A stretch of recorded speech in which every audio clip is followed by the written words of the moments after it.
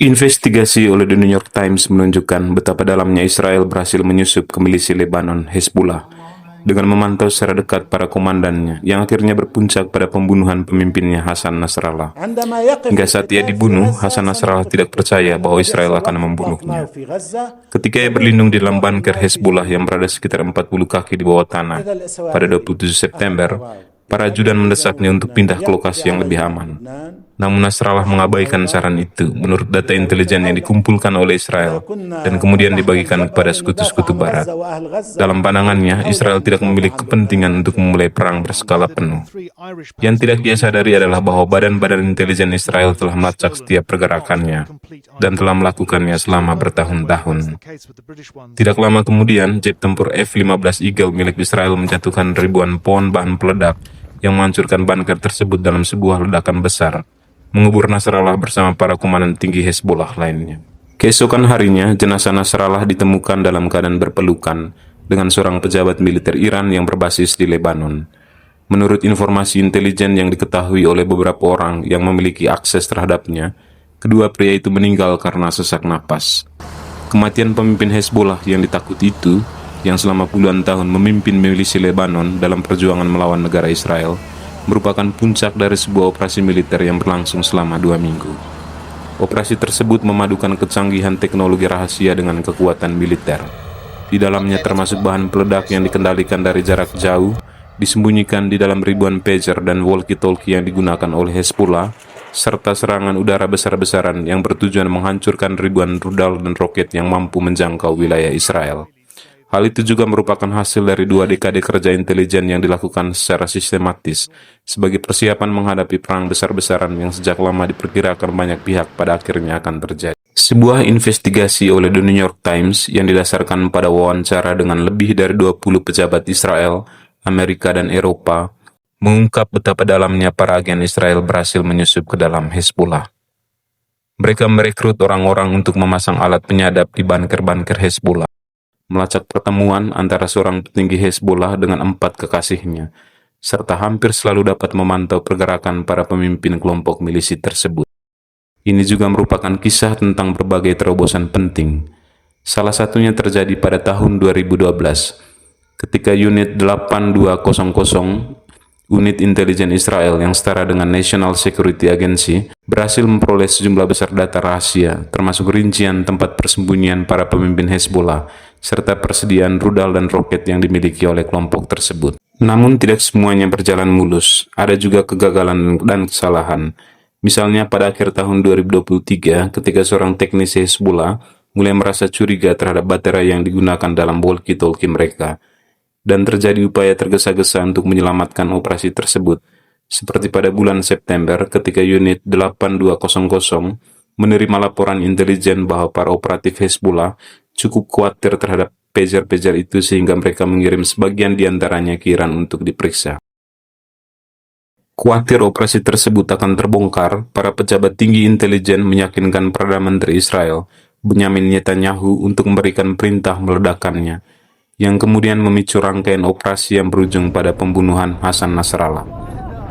Keberhasilan Israel melumpuhkan Hezbollah merupakan sebuah kemenangan penting bagi negara tersebut.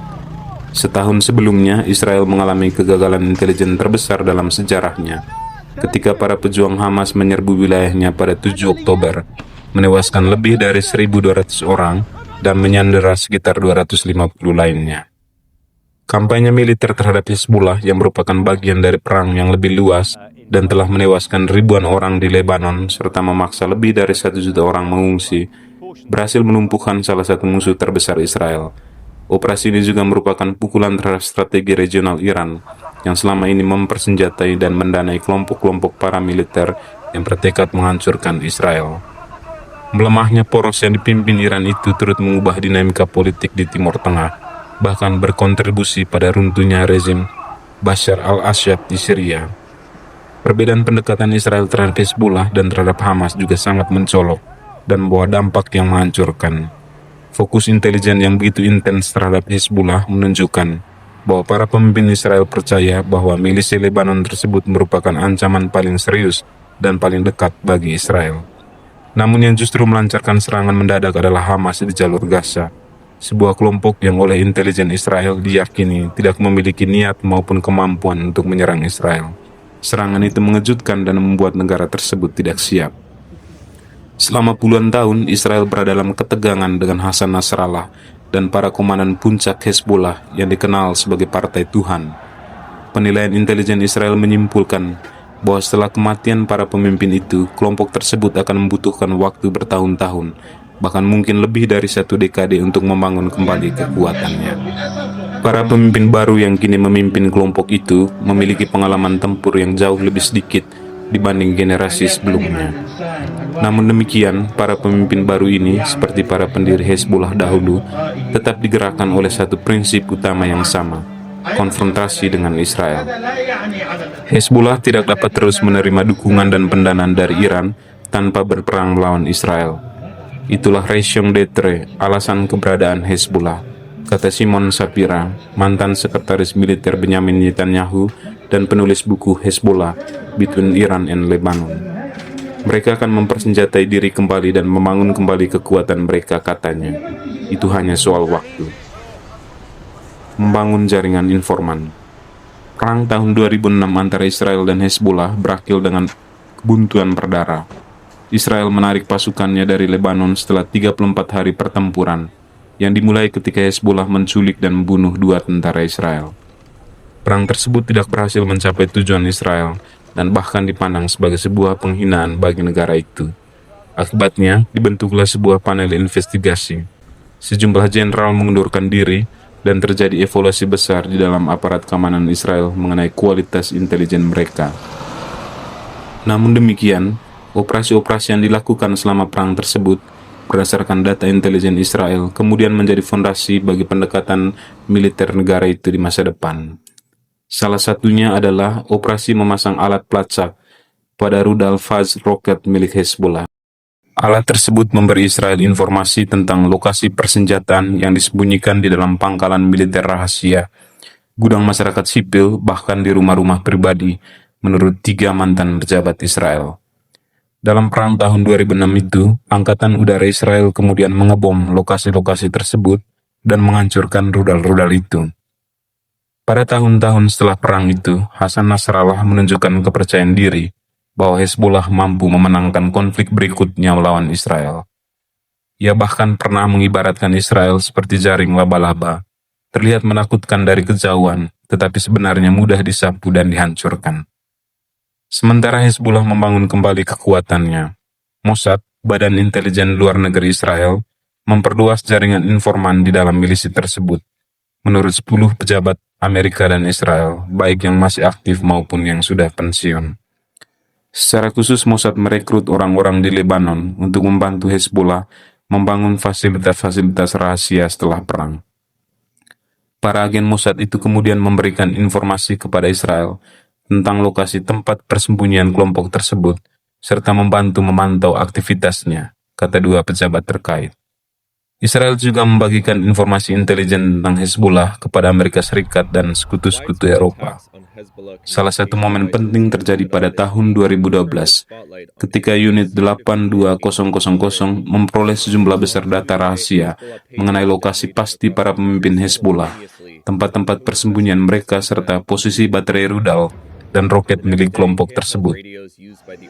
Operasi tersebut meningkatkan keyakinan di dalam badan-badan intelijen Israel bahwa jika Benyamin Netanyahu benar-benar melaksanakan ancamannya untuk menyerang fasilitas nuklir Iran, militer Israel akan mampu melumpuhkan kemampuan Hezbollah untuk melakukan serangan balasan. Tak lama setelah operasi itu, Netanyahu mengunjungi markas unit 8200 di Tel Aviv. Dalam kunjungan tersebut, Kepala Unit 8200 memperagakan hasil operasi dengan mencetak seluruh kumpulan informasi rahasia yang mereka peroleh sehingga menjadi tumpukan kertas yang sangat tebal. Sambil berdiri di samping tumpukan dokumen itu, ia berkata kepada Netanyahu, "Sekarang Anda bisa menyerang Iran," menurut 2 pejabat pertahanan Israel yang mengetahui pertemuan tersebut. Namun pada akhirnya Israel tidak melancarkan serangan. Pada tahun-tahun berikutnya, badan-badan intelijen Israel terus bekerja untuk menyempurnakan informasi yang diperoleh dari operasi sebelumnya, sehingga dapat digunakan jika suatu saat terjadi perang dengan Hezbollah. Menurut 2 pejabat pertahanan Israel yang mengetahui informasi tersebut. Ketika perang tahun 2006 berakhir, Israel hanya memiliki sekitar kurang dari 200 portofolio target, yakni daftar sasaran yang mencakup para pemimpin Hezbollah, para operatifnya, gudang senjata, serta lokasi rudal. Namun ketika Israel meluncurkan kampanyenya pada bulan September, jumlah target yang telah dipetakan menjadi puluhan ribu. Mengubah pager menjadi perangkat mematikan. Untuk memperoleh keunggulan dalam kemungkinan perang dengan Hezbollah, Israel juga mengembangkan rencana untuk menyabotase milisi tersebut dari dalam. Unit 8200 dan Mossad mendorong sebuah rencana untuk memasuk Hezbollah dengan perangkat yang telah dipasang bahan peledak tersembunyi, yang dapat diledakkan pada waktu tertentu di masa depan. Di dalam komunitas intelijen Israel, perangkat-perangkat tersebut dikenal dengan sebutan buttons, yakni alat yang bisa diaktifkan kapan saja sesuai dengan keputusan Israel. Merancang dan membuat buttons itu relatif tidak terlalu sulit. Para insinyur Israel berhasil menempatkan bahan peledak PITN di dalam baterai perangkat elektronik sehingga mengubahnya menjadi bom kecil. Operasi yang jauh lebih sulit justru berada di tangan Mossad. Selama hampir 1 dekade, badan intelijen itu berhasil menipu Hezbollah agar membeli perangkat militer dan perangkat telekomunikasi dari perusahaan-perusahaan cangkang yang diam-diam dikendalikan oleh Israel. Pada tahun 2014, Israel melihat sebuah peluang ketika perusahaan teknologi Jepang, ICOM Incorporated, menghentikan produksi walkie-talkie populernya, ICVA-2. Perangkat yang awalnya dirakit di Osaka itu sangat populer, sehingga berbagai tiruannya sudah diproduksi di berbagai negara Asia dan dijual melalui forum online maupun pasar gelap. Unit 8200 kemudian menemukan bahwa Hezbollah secara khusus sedang mencari perangkat yang sama untuk melengkapi seluruh pasukan garis depan mereka. Mereka bahkan telah merancang rompi khusus bagi para tentaranya dengan kantong di bagian dada yang disesuaikan dengan perangkat tersebut. Israel lalu mulai memproduksi tiruan dari walkie-talkie itu dengan beberapa modifikasi kecil, termasuk menyembunyikan bahan peledak di dalam baterainya. Replika buatan Israel pertama kali tiba di Lebanon pada tahun 2015, dan pada akhirnya lebih dari 15.000 unit dikirimkan ke sana. Pada tahun 2018, seorang perwira intelijen perempuan Mossad menyusun sebuah rencana untuk menggunakan teknik serupa untuk menanamkan bahan peledak di dalam baterai pager. Para komandan intelijen Israel meninjau rencana tersebut, tetapi memutuskan bahwa penggunaan pager oleh Hezbollah belum cukup luas. Karena itu rencana tersebut akhirnya ditunda. Selama 3 tahun berikutnya, kemampuan Israel yang semakin meningkat untuk meretas telepon seluler membuat Hezbollah, Iran, dan sekutu-sekutunya semakin waspada dalam menggunakan smartphone. Para perwira dari unit 8200 bahkan turut memperkuat ketakutan itu dengan menggunakan bot di media sosial untuk menyebarkan laporan berita berbahasa Arab tentang kemampuan Israel meretas telepon. Karena khawatir ponsel pintar mereka dapat disusupi, para pemimpin Hezbollah memutuskan untuk memperluas penggunaan pager. Perangkat semacam itu memungkinkan mereka mengirim pesan kepada para pejuang tanpa mengungkapkan data lokasi, serta tanpa memiliki kamera dan mikrofon yang dapat diretas. Seiring dengan keputusan itu, Hezbollah mulai mencari pager yang cukup tangguh untuk digunakan dalam kondisi pertempuran. Melihat perkembangan tersebut, para perwira intelijen Israel kembali mempertimbangkan operasi pager itu dan mulai membangun jaringan perusahaan cangkang untuk menyembunyikan asal-usul produk tersebut sebelum mereka menjualnya kepada milisi tersebut. Pada Mei 2022, sebuah perusahaan bernama BAC Consulting didaftarkan di Budapest. Sebulan kemudian di Sofia, sebuah perusahaan bernama Norta Global Ltd didaftarkan atas nama seorang warga Norwegia bernama Rinson Jose. BAC Consulting kemudian membeli lisensi dari Gold Apollo untuk memproduksi model pager baru yang dikenal sebagai AR-924 Raj. Perangkat ini lebih besar dibandingkan pager Gold Apollo sebelumnya, tetapi dipromosikan sebagai tahan air dan memiliki daya tahan baterai yang lebih lama dibandingkan perangkat pesaing. Menurut para pejabat Israel, Mossad mengawasi produksi pager-pager tersebut di Israel. Melalui para perantara, agen Mossad mulai memasarkan pager itu kepada pembeli dari Hezbollah dan bahkan menawarkan harga diskon untuk pembelian dalam jumlah besar. Mossad juga pernah memperlihatkan perangkat tersebut yang saat itu belum berisi bahan peledak tersembunyi kepada Benyamin Netanyahu dalam sebuah pertemuan pada Maret 2023. Sang Perdana Menteri sempat meragukan ketahanan perangkat itu dan bertanya kepada David Barnea, Direktur Mossad, seberapa mudah perangkat tersebut rusak. Barnea meyakinkan bahwa perangkat itu cukup kuat. Namun Netanyahu masih belum sepenuhnya yakin. Ia tiba-tiba berdiri dan melemparkan perangkat itu ke dinding kantornya. Dindingnya retak, tetapi pager tersebut tidak rusak. Perusahaan cangkang Mossad kemudian mengirimkan gelombang pertama pager itu kepada Hezbollah pada musim gugur tahun itu. Some graduates of Unit 8200 have gone on to build Israel's private tech sector and some of its biggest companies. Samborsky himself is now a managing partner at an early-stage fund investing in cybersecurity and artificial intelligence. Unit 8200 also handles signals intelligence and effectively functions as Israel's early warning system. As such, it shouldered some of the blame for failing to detect Hamas's October 7th assault on southern Israel. Last week, the unit's commander said he was stepping down. In his resignation letter, carried by Israeli media, he said he hadn't fulfilled his mission.